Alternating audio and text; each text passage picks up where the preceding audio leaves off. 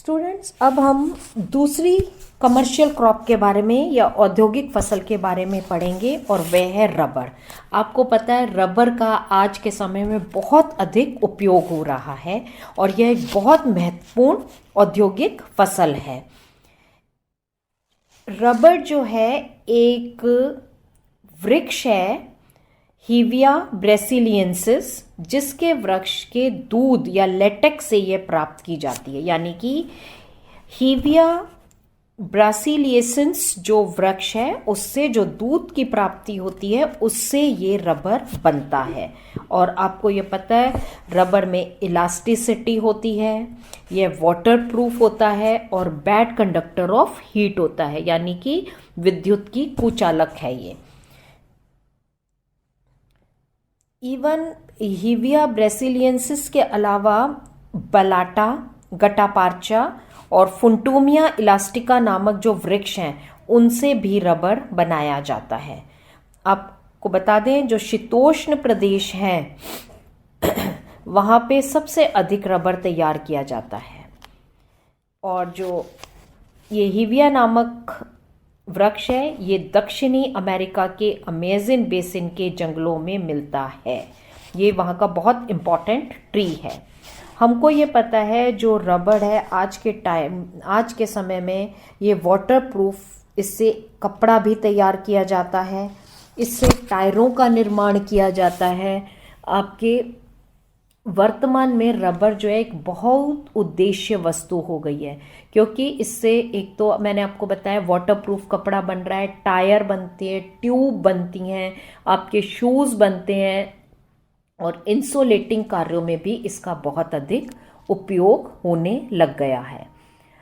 Rubber जो है ये दो प्रकार का है, एक तो है नेचुरल रबर और एक है आर्टिफिशियल रबर। प्राकृतिक रबर या जो नेचुरल रबर है वो तो पौधों के दूध से या पौधों के लेटेक्स से प्राप्त करके बनाया जाता है, और जो ये आपका आर्टिफिशियल या संश्लिष्ट रबर है ये रासायनिक पदार्थों से कारखानों में तैयार किया जाता है। और आज के टाइम में प्राकृतिक रबर से आर्टिफिशियल रबर का उत्पादन अधिक हो रहा है और इसका उपयोग भी बढ़ता जा रहा है। ये थे टाइप्स। एक तो मैंने आपको बताया रबर मिलता कहाँ से है, इसका उपयोग कहाँ हो रहा है, और तीसरा इसके प्रकार क्या हैं। अब हम पढ़ेंगे कि रबर की किस्में कितनी हैं या टाइप्स या स्पीशीज ऑफ रबर क्या है। रबर की 4 किस्में होती हैं। एक तो कहलाता है ब्राजीलियन रबर, जिसको कि मैंने अभी आपको पहले भी बताया था, जो कि अमेज़न के जंगलों में मिलता, जैसे कि हेविया ब्रेसिलियंसिस। दूसरा आपका है इलास्टिका रबर, या आप इसको कह सकते हैं कैरिबियन या मैक्सिको रबर, यानी कि जो मैक्सिको या कैरिबियन देशों से प्राप्त होता है।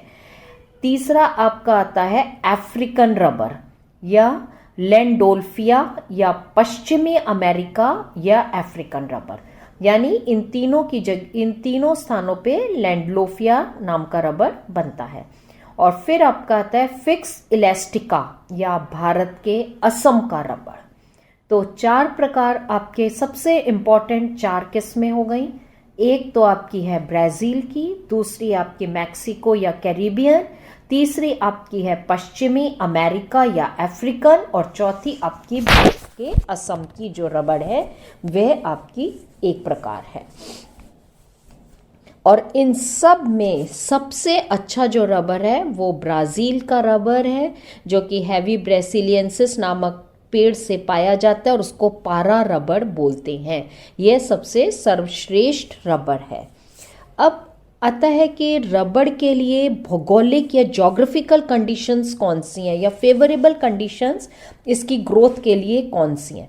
जो आपका रबर है ये अधिकतर सदाबहार वनों का पौधा है, तो ये कहाँ पाया जाता है, भूमध्य रेखीय क्षेत्रों में पाया जाता है। यह अधिकतर उष्ण, नम एवं अत्यधिक आर्द्रता वाली जलवायु में इसकी खेती की जाती है। अब तापमान अगर हम देखें तो इसको उच्च तापमान इसके लिए अपेक्षित है।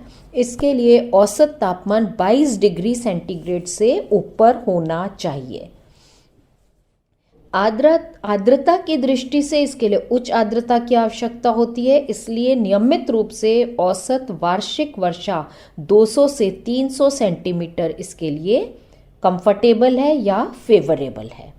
मृदा जो है वो उर्वर, गहरी, सुप्रवाहित और नॉन एल्कलाइन होनी चाहिए, क्योंकि लेटराइट मृदा से लेकर दोमट एवं लावा मिट्टी में इसका उत्पादन किया जाता है।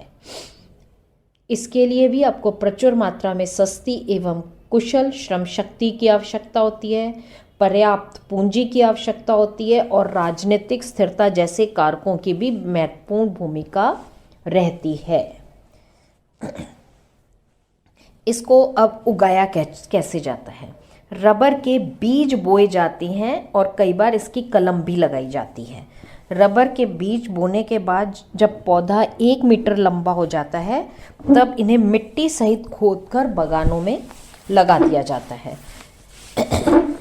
जब रबर का पौधा 7 वर्ष का होता है तो उससे दूध निकलना प्रारंभ होता है, जिससे कि एक रबर के पौधे से लगभग 25 वर्षों तक दूध प्राप्त होता है। यानी 7 इयर्स में तो वो पौधा पेड़ के रूप में पनप जाता है और 25 साल तक उससे लेटेक्स प्राप्त किया जाता है। तो एक तरह से यह काफ़ी लंबे समय तक उत्पादन देता रहता है। अब आता है कि ये वर्ल्ड में कहाँ कहाँ रबर का प्रोडक्शन हो रहा है। अगर हम एशिया में देखें तो Thailand, Indonesia, Malaysia, Bharat, Vietnam में इसका प्रोडक्शन हो रहा है। इंडोनेशिया में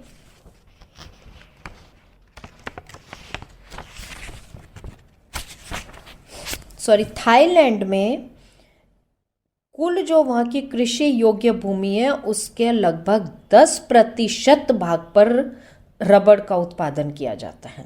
ये सबसे बहुत बड़ा उत्पादक देश है थाईलैंड जो है, और यहाँ पर जो रबर पैदा की जा रही है वो 10% भाग पर कृषि वाले लैंड पर इसी का उत्पादन किया जाता है और ये निर्यात करता है थाईलैंड। इंडोनेशिया में ये एक बागाती व व्यापारिक फसल है, यानी कि ये एक कॉमर्शियल या प्लांटेशंस के रूप में इसका उत्पादन, रबर का उत्पादन किया जाता है और इंडोनेशिया भी एक निर्यातक देश है। यहाँ की जो इंडोनेशिया में रबर की कृषि होती है उसकी 3 प्रमुख समस्याएं हैं। एक तो यहाँ पे उच्च उत्पादन लागत, उत्पादन की लागत बहुत अधिक आती है।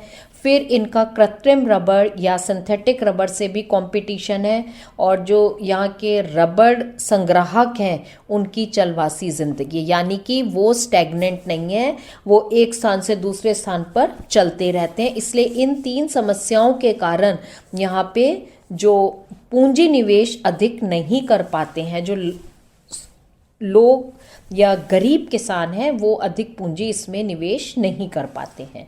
इसलिए इन 3 समस्याओं के होते हुए भी इंडोनेशिया में रबर का उत्पादन काफ़ी अधिक है। देन आपका आता है मलेशिया। मलेशिया भी जो है वो भी निर्यातक है और यहाँ पे भी श्रीलंका से लाकर इन्होंने पौधों को लगाया है और काफ़ी अधिक उत्पादन यहाँ भी प्राप्त किया जाता है। अब आता है भारत। भारत में जो पेरियार नदी के किनारे पर रबर का उत्पादन होता है। तमिलनाडु, केरल, कर्नाटका में विशेषतः रबर का उत्पादन किया जाता है। दक्षिणी वियतनाम, सदर्न वियतनाम में भी जो कंपूचिया की सीमा से लगे हुआ क्षेत्र है वहाँ पर भी रबर का उत्पादन किया जाता है। फिर आते हैं आपके पश्चिमी अफ्रीकी देश, यानी अफ्रीका का जो पश्चिमी भाग है वहाँ पर भी रबर के प्लांटेशंस हैं। इसमें है आपका लाइबेरिया, आइवरी कोस्ट, नाइजीरिया, घाना एवं जायरे। इन सब में और सबसे बड़ा एकल जो बागान है इसका वो लाइबेरिया में पाया जाता है। रबड़ का जो विश्व का सबसे बड़ा बागान है वो लाइबेरिया में है। देन आपका आता है ब्राज़ील। ब्राज़ील तो मूल एक तरह से भूमि ही रबड़ की थी, क्योंकि सबसे पहले रबड़ का उत्पादन यहीं पर किया गया था। परंतु अब ये निरंतर क्या हो रहा है, इसके कई कारण हैं जिनके कारण रबर का जो प्रोडक्शन है वो यहाँ पर कम होता जा रहा है। एक तो क्या है, प्राकृतिक रूप, एक तो यहाँ पे जो पौधे हैं वो प्राकृतिक रूप से उगते हैं, इसलिए ये बिखरे बिखरे रहते हैं, तो लेटेक्स कलेक्ट करने में इनको कठिनाई होती है। अब यहाँ की जलवायु भी जो है वो बहुत, आपने पढ़ा ही है कि बहुत विषम प्रकार की जलवायु है अमेज़न एरिया और ब्राज़ील में, तो वहाँ के श्रमिक अक्सर बीमार हो जाते हैं। यहाँ पे जनसंख्या का घनत्व बहुत कम है, इसलिए श्रम शक्ति प्रभावित हो जाती है और परिवहन साधनों की भी कमी है इस कारण से। और यहाँ पे क्या, अभी वैज्ञानिक ढंग से पेड़ों से दूध का निष्कर्षण नहीं हो रहा, यानी कि साइंटिफिक मीन्स या टेक्निकली वेल एडवांस न होने से इन लोगों के आज भी जो रबड़ की कृषि है वो पीछे की ओर जा रही है, उसका अधिक विकास नहीं हो पा रहा है। इसके अलावा कुछ क्वांटिटी में रबड़ उत्पादक देशों, अन्य रबड़ उत्पादक देश भी हैं जैसे कि श्रीलंका, चीन आदि। यहाँ भी रबड़ का प्रोडक्शन या रबड़ की खेती की जाती है।